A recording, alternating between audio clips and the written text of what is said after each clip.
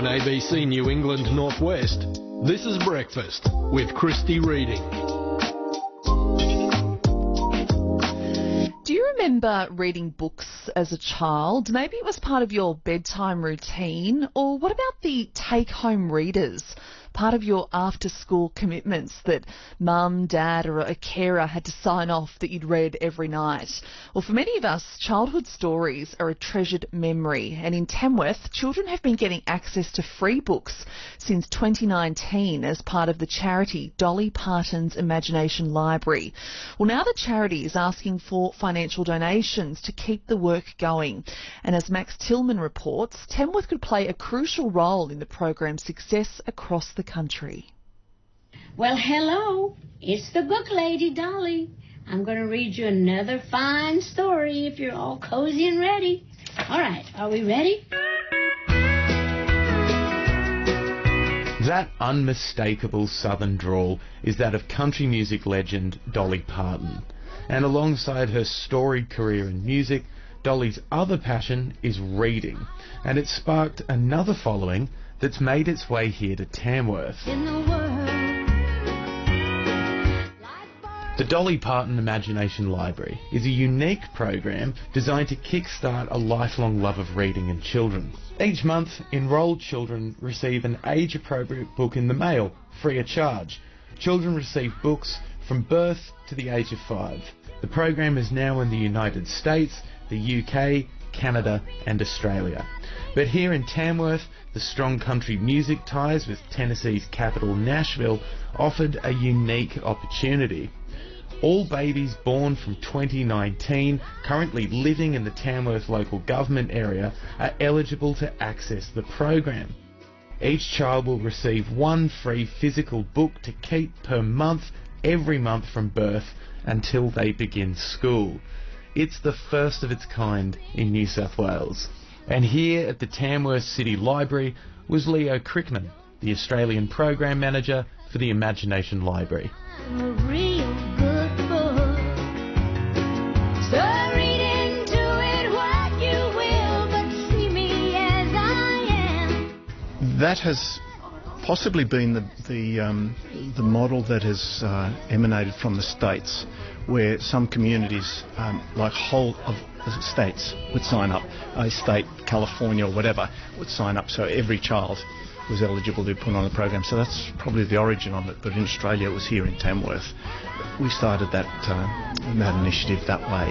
Before it had been just purely different age groups within that 0 to 5 based on where the funding was able to be geared, or the connections they had. For example, if we were working with Mission Australia or Anglicare or the Benevolent Society, and they were supporting families in the community that were in need or vulnerable, etc., their children would be enrolled on the program. So that's how they were connected to the program. But when we looked at it here, it came from the States because Tamworth and Nashville are sister cities. And two Australian artists, Mark and Jay O'Shea, came from Nashville. They're Australians living in Nashville. They contacted Tamworth and said, hey, our kids grew up in Nashville with this program. It's a fantastic program. Should look at it for Tamworth. Well, that conversation started back in 2018 or 17 even. So we had the preliminaries. The Mayor, Col Murray at the time, came down and visited us with Paul Bennett, who's the General Manager here. Loved what they saw, and they said, we've got to do this.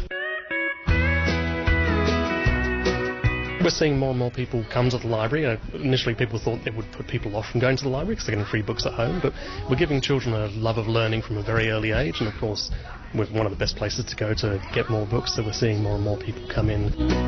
More than anything in the world. I'm Jonathan Stilts. I am the coordinator of the STEAM and Literacy Unit, so I work with children's literacy, adult literacy, and also doing science, maths and technology workshops. I could have it all. if you've never really handled books much before, they can be quite intimidating, really. We're teaching through the Dolly Parton program really the basics of just opening a book and how to turn the pages and how text flows from left to right, things we really take for granted. But if you're not taught those things, you're not going to know until you're at school. So you're really on the back foot when you start school, which we really don't want for our community at all. We want them to be on the front foot. So we're seeing people be a lot more confident with their ability to read and handle books and just want to explore and learn more. As Jonathan makes clear, a big part of the program is getting kids comfortable with reading before they start school. But for Tamworth, the data on whether or not the program is effective in this way is currently thin. Here's Leo again. We lose touch with those children when they leave the program, so we don't know. But Tamworth's going to be an interesting exercise, because this is the first LGA where every child now is reaching that the 5-year point, and they're going to be ready for school and ending school next year. So in that phase, we're going to see some things happening in Tamworth that possibly will provide that evidence. But what we do have evidence of, and we're actually currently conducting in partnership, one of our team at United Way is conducting a PhD in partnership with Macquarie University on the impact of the Imagination Library. And various papers will be produced, which will be able to peer review and then go to publications. The first paper that's going to be released is on the Tamworth case study, and it has great evidence on what the impact has been of this program in parental reading habits, interactions with their children, children's attitudes and appetite for wanting to engage with books, etc.